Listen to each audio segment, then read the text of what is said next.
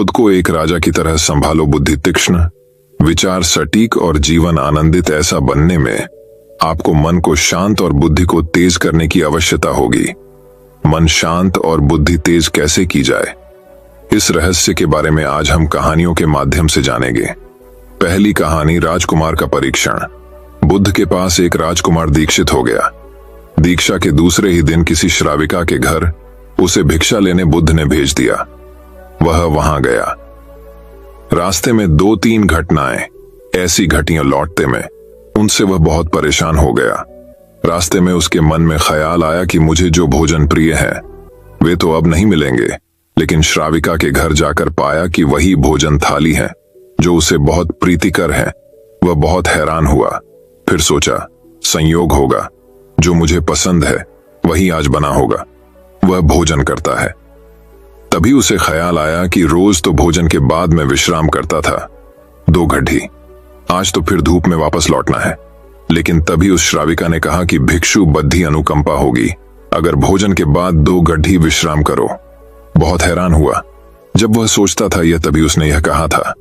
फिर भी सोचा, संयोग की ही बात होगी कि मेरे मन भी बात आई और उसके मन में भी सहज बात आई कि भोजन के बाद भिक्षु विश्राम कर ले। चटाई बिछा दी गई। वह लेट गया। लेटते ही उसे ख्याल आया कि आज न तो अपना कोई साया है, न कोई छप्पर है अपना, न अपना कोई बिछौना है। अब तो आकाश छप्पर है, जमीन बिछौना है। यह सोचता था। वह श्राविका लौटती थी। उसने पीछे से कहा, भंते, ऐसा क्यों सोचते हैं? न तो किसी की शैया है, न किसी का साया है। अब संयोग मानना कठिन था। अब तो बात स्पष्ट थी। वह उठकर बैठ गया और उसने कहा कि मैं बड़ी हैरानी में हूं। क्या मेरे विचार तुम तक पहुंच जाते हैं? क्या मेरा अंतःकरण तुम परख लेती हो? उस श्राविका ने कहा, निश्चित ही। पहले तो सबसे पहले स्वयं के विचारों का निरीक्षण शुरू किया था। अब तो हालत उलटी हो गई। स्वयं के विचार तो निरीक्षण करते करते क्षीण हो गए और विलीन हो गए। मन हो गया निर्विचार। अब तो जो निकट होता है उसके विचार भी निरीक्षण में आ जाते हैं।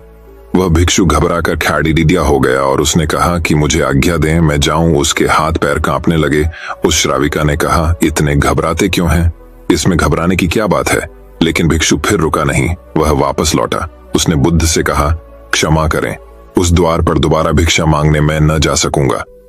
बुद्ध ने कहा, कुछ गलती हुई, वहां कोई भूल हुई।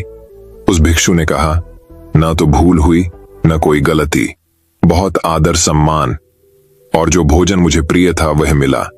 लेकिन वह श्राविका, वह युवती दूसरे के मन के विचारों को परख लेती है। ये तो बड़ी ही खतरनाक बात है, क्योंकि उस सुंदर युवती को देखकर मेरे मन में तो काम वासना भी उठी, विकार भी उठा था। वह भी परख लिया गया होगा।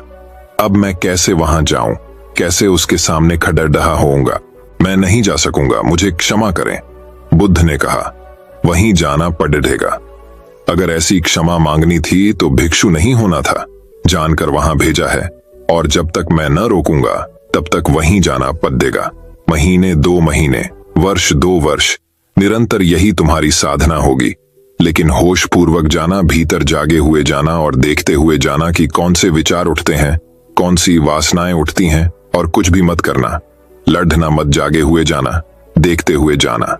भीतर की क्या उठता है, क्या नहीं उठता। वह दूसरे दिन भी वहीं गया। सोच लें, उसकी जगह आप ही जा रहे हैं और वह श्राविका आपका मन परख लेती है। और वह बहुत सुंदर है, बहुत आकर्षक है, बहुत सम्मोहक है और वह मन परख लेती है। आप कहां मन न परखती होती, यह आपको पता ना होता तो फिर मन में आप कुछ भी करते। आज क्या करेंगे? आज आप ही जा रहे हैं उसकी जगह भिक्षा मांगने। रास्ते पर आप हैं। वह भिक्षु बहुत खतरे में है। अपने मन को देख रहा है, जागा हुआ है। आज पहली दफा जिंदगी में वह जागा हुआ चल रहा है। सडीडीडिया चक पर जैसे जैसे उस श्राविका का घर करीब आने लगा, उसका होश बढ़ने लगा। भीतर जैसे एक दिया जलने लगा और चीजें साफ दिखाई पड़ने लगीं और विचार घूमते हुए मालूम होने लगे, जैसे उसकी सीढ़ियां चरहा। एक सन्नाटा छा गया भीतर। होश परिपूर्ण जग गया। अपना पैर भी उठाता है तो उसे मालूम पड़ रहा है। श्वास भी आती जाती है तो उसके बोध में है। जरा सा भी कंपन विचार का भीतर होता है। लहर उठती है कोई वासना की। वह उसको दिखाई पड़ रही है। वह घर के भीतर प्रविष्ट हुआ। मन में और भी गहरा शांत हो गया। वह बिल्कुल जागा हुआ है, जैसे किसी घर में दिया जल रहा हो और एक एक चीज कोना कोना प्रकाशित हो रहा हो। वह भोजन को बैठा, उसने भोजन किया, वह उठा, वह वापस लौटा, वह उस दिन नाचता हुआ वापस लौटा, बुद्ध के चरणों में गिर पड़ा और उसने कहा, अद्भुत हुई बात। जैसे जैसे मैं उसके निकट पहुंचा और जैसे जैसे मैं जागा हुआ हो गया, वैसे वैसे मैंने पाया कि विचार तो विलीन हो गए, कामनाएं तो क्षीण हो गईं, और मैं जब उसके घर में गया तो मेरे भीतर पूर्ण सन्नाटा था। वहां कोई विचार नहीं था, कोई वासना नहीं थी, वहां कुछ भी नहीं था। मन बिल्कुल शांत और निर्मल दर्पण की भांति था। बुद्ध ने कहा, इसी बात के लिए वहां भेजा था। कल से वहां जाने की जरूरत नहीं। अब जीवन में इसी भांति जियो, जैसे तुम्हारे विचार सारे लोग पढ़ रहे हों। अब जीवन में इसी भांति चलो, जैसे जो भी तुम्हारे सामने है वह जानता है, तुम्हारे भीतर देख रहा है। इस भांति भीतर चलो और भीतर जागे रहो। जैसे जैसे जागरण बढ़ेगा, वैसे वैसे विचार, वासनाएं क्षीण होती चली जाएंगी। जिस दिन जागरण पूर्ण होगा, उस दिन तुम्हारे जीवन में कोई कालिमा, कोई कालेश रह जाने वाला नहीं है। उस दिन एक आत्मक्रांति हो जाती है। इस स्थिति के जागने को, इस चैतन्य के जागने को मैं कह रहा हूं विवेक का जागरण। तो दर्शकों, चलिए अब हमारे दूसरे कहानी की शुरुआत करते हैं। दूसरी कहानी, मौन का महत्व। एक व्यक्ति, कोई जिज्ञासु एक दिन आया। उसका नाम मौलुंक पुत्र था। एक बड़ा ब्राह्मण विद्वान 500 शिष्यों के साथ बुद्ध के पास आया था। निश्चित ही उसके पास बहुत सारे प्रश्न थे। एक बड़े विद्वान के पास ढेर सारे प्रश्न होते ही हैं, समस्याएं ही समस्याएं। बुद्ध ने उसके चेहरे की तरफ देखा और कहा, मौलुंक पुत्र, एक शर्त है। यदि तुम शर्त पूरी करो, केवल तभी मैं उत्तर दे सकता हूं। मैं तुम्हारे सिर में भनभनाते प्रश्नों को देख सकता हूं। 1 वर्ष तक प्रतीक्षा करो, ध्यान करो, मौन रह। जब तुम्हारे भीतर का शोरगुल समाप्त हो जाए, जब तुम्हारी भी की बातचीत रुक जाए, तब तुम कुछ भी पूछना और मैं उत्तर दूंगा। यह मैं वचन देता हूं। मौलुंक पुत्र कुछ चिंतित हुआ। 1 वर्ष केवल मौन रहना, और तब यह व्यक्ति उत्तर देगा, और कौन जाने कि वे उत्तर सही भी हैं या नहीं। तो हो सकता है 1 वर्ष बिल्कुल ही बेकार जाए, इसके उत्तर बिल्कुल व्यर्थ भी हो सकते हैं। क्या करना चाहिए, वह दुविधा में पड़ गया। वह थोड़ा झिझक भी रहा था। ऐसी शर्त मानने में इसमें खतरा था। और तभी बुद्ध का एक दूसरा शिष्य सारिपुत्र जोर से हंसने लगा। वह वहीं पास में ही बैठा था, एकदम खिलखिलाकर हंसने लगा। मौलुंक पुत्र और भी परेशान हो गया। उसने कहा, बात क्या है, तुम क्यों हंस रहे हो? सारिपुत्र ने कहा, इनकी मत सुनना, ये बहुत धोखेबाज हैं। इन्होंने मुझे भी धोखा दिया। जब मैं आया था, तुम्हारे तो केवल 500 शिष्य हैं, मेरे 5000 थे। मैं बड़ा ब्राह्मण था, देश में भी मेरी ख्याति थी। इन्होंने मुझे फुसला लिया। इन्होंने कहा, साल भर प्रतीक्षा करो, मौन रहो, ध्यान करो, और फिर पूछना और मैं उत्तर दूंगा। और साल भर बाद कोई प्रश्न ही नहीं बचा तो मैंने कभी कुछ पूछा ही नहीं, और इन्होंने कोई उत्तर दिया ही नहीं। यदि तुम पूछना चाहते हो तो अभी पूछ लो। मैं इसी चक्कर में पड़ गया, मुझे इसी तरह इन्होंने धोखा दिया। बुद्ध ने कहा, मैं अपने वचन पर पक्का रहूंगा। यदि तुम पूछते हो तो मैं उत्तर दूंगा, यदि तुम पूछो ही नहीं तो मैं क्या कर सकता हूं। 1 वर्ष बीता। मौलुंक पुत्र ध्यान में उतर गया और मौन होता गया। भीतर की बातचीत समाप्त हो गई। भीतर का कोलाहल रुक गया। वह बिल्कुल भूल गया कि कब 1 वर्ष बीत गया। कौन फिक्र करता है? जब प्रश्न ही न रहे तो कौन उत्तरों की फिक्र करता है? एक दिन अचानक बुद्ध ने पूछा, यह वर्ष का अंतिम दिन है। इसी दिन तुम 1 वर्ष पहले यहाँ आए थे, और मैंने तुम्हें वचन दिया था कि 1 वर्ष बाद तुम जो पूछोगे मैं उत्तर दूंगा। मैं उत्तर देने को तैयार हूं। अब तुम प्रश्न पूछो। मौलुंक पुत्र हंसने लगा और उसने कहा, आपने मुझे भी धोखा दिया। वह सारिपुत्र ठीक कहता था।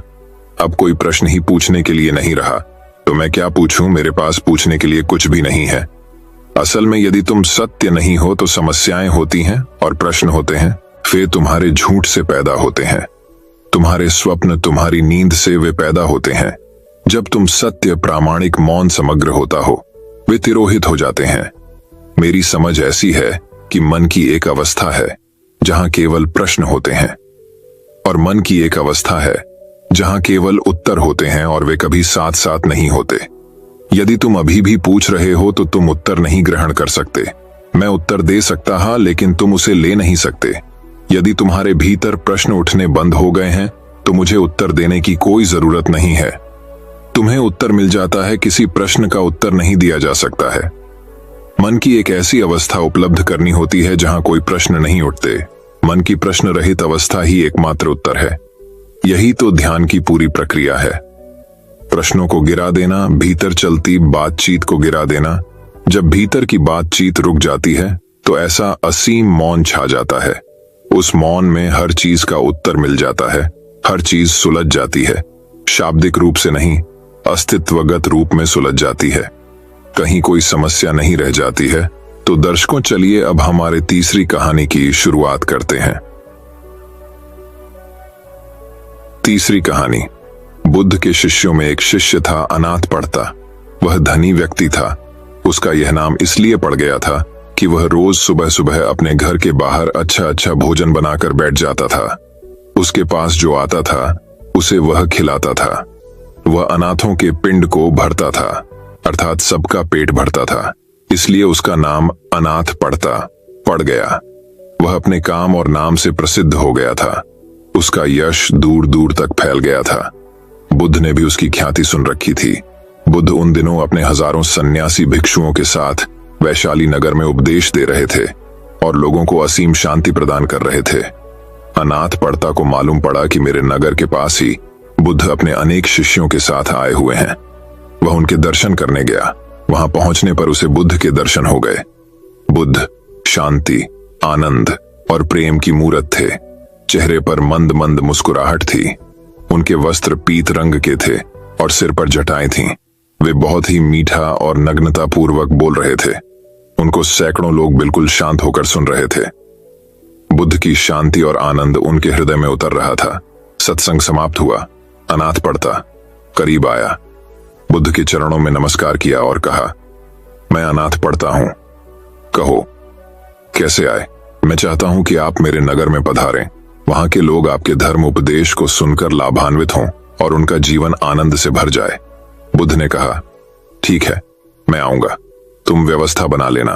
अनाथ पढ़ता बहुत प्रसन्न हुआ। उसने पुनः बुद्ध के चरणों में प्रणाम किया और एक ओर बैठ गए। महाकश्यप बुद्ध के शिष्य थे। उन्होंने पढ़ता को समझाया कि हम यहाँ पर हजारों भिक्षु हैं, तो किसी एक के घर में तो रुकना संभव नहीं हो पाएगा। इसलिए अच्छा यह रहेगा कि तुम किसी खुले बाग बगीचे में व्यवस्था कर लेना। हम जैसे लोग भगवान के लिए एक छोटी सी झोंपड़ी बना लेंगे और हम भिक्षु उनके आसपास रुक जाएंगे। अनाथ पढ़ता ने कहा, ठीक है, ऐसा ही होगा। वह अपने नगर लौट आया और अपने नगर में नजर दौड़ाई कि कहां कहां पर व्यवस्था हो सकती है। उसे एक बड़ा सुंदर बगीचा पसंद आ गया। वह उस बगीचे के मालिक के पास गया। उससे जाकर कहा, मैं आपका बगीचा खरीदना चाहता हूं। मैंने बुद्ध देव को बुलाया है। उनकी सेवा के लिए मैं उनको यह बगीचा भेंट देना चाहता हूं, ताकि वे यहाँ पर रहकर लोगों को धर्म का उपदेश देकर उनका जीवन धन्य कर दें। बगीचे का मालिक संत महात्माओं के प्रति श्रद्धा नहीं रखता था, इसलिए उसने साफ मना कर दिया, मैं तो बेचूंगा ही नहीं। बहुत मनाने पर कहा, चलो ठीक है, ये बगीचा तुमको देता हूं, पर इस बगीचे की कीमत एक साथ लूंगा। इस बगीचे की खरीदारी यूं होगी कि तुम जितनी जमीन पर सोने के सिक्के बिछा लोगे, मैं उतनी जमीन तुम्हें दे दूंगा। अनाथ पिंडक के तो प्रसन्नता के मारे आंसू निकल आए। उसने कहा, शुक्र है तू राजी तो हुआ। मुझे बुद्ध देव को यहाँ पर लाना है, और अगर इतनी बड़ी कीमत भी है तो मैं ये कीमत भी दूंगा। अनाथ पढ़ता अपनी सारी दौलत, सारा सोना बैलगाड़ियों में भरकर ले आया।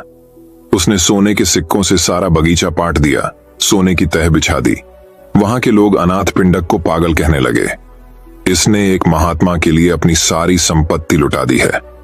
लोगों को क्या मालूम कि संत, महात्मा और गुरु का सानिध्य कितना अमूल्य होता है। महात्मा बुद्ध 40 साल तक देश भर के गांव गांव में जाकर धर्म का उपदेश देते रहे।